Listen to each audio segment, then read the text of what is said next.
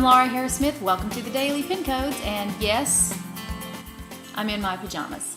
Since we're talking about recharging, I thought it would be good if I just show you some of the places that I recharge, since I'm going to be doing these over the next few days, because we have so many of you have written in. These are just a few. I've got 10 pages printed out, single spaced. If there's an X there, it's because I've either already gotten to your response, or I just think it might be personal information in there that you don't want shared. But until this series ends on charge, I'm going to try to come to you every day from a different room, a different place where I recharge.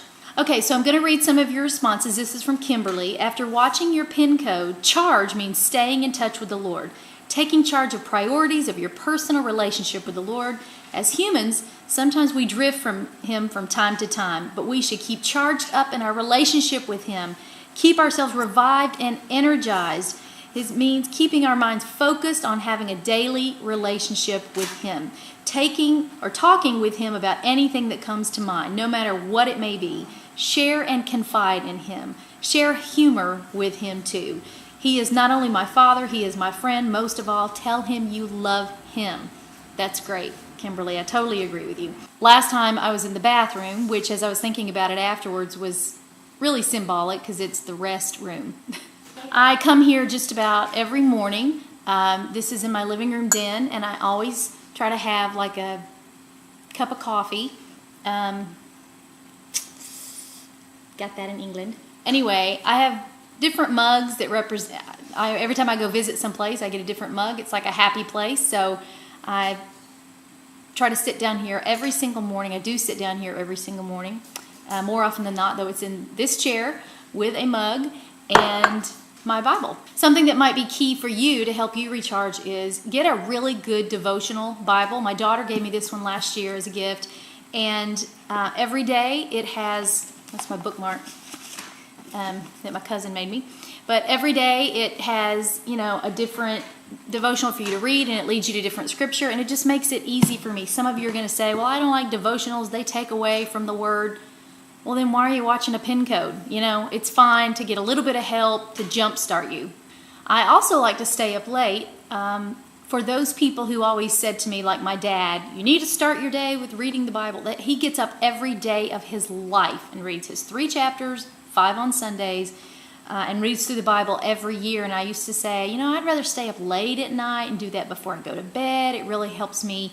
My prophetic dreams seem to increase when I do that at night. So whichever is better for you, I say do both if you can. Read a little bit in the morning, spend your prayer time at night. If you split those up, it sort of helps you focus on different things, like your time in the Word in the morning, and then at night you can pray for others.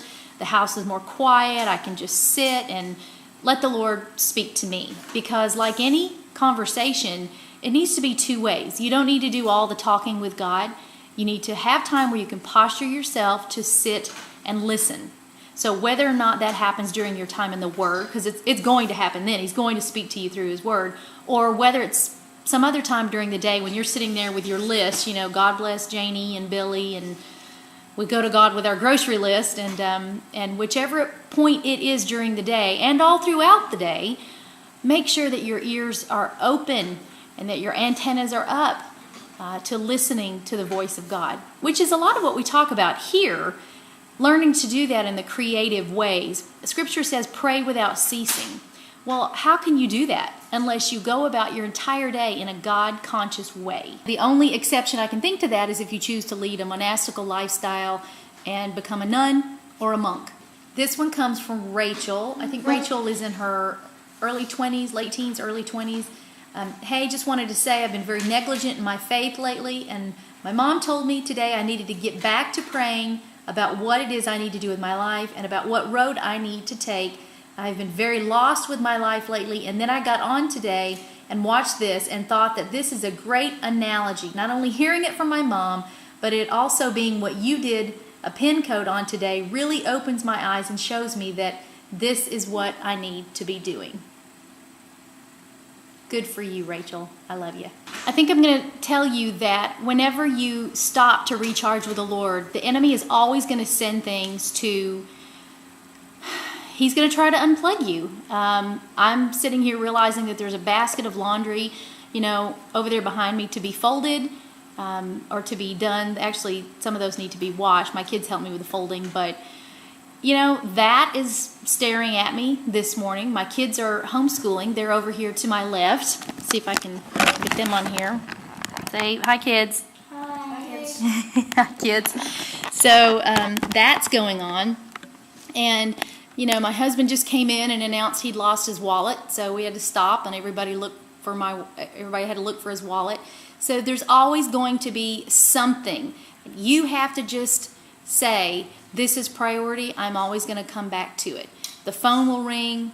Something's always going to happen. So I hope you've enjoyed seeing a little bit about where I recharge each morning. It's really important.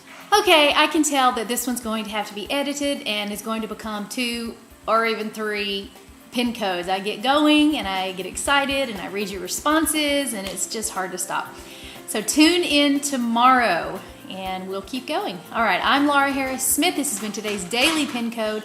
And I hope that you'll remember 1 Corinthians 14, 31, and 39, which says, "For you can all prophesy in turns, so that all might be instructed and encouraged. Therefore, my brothers and sisters, be eager to prophesy."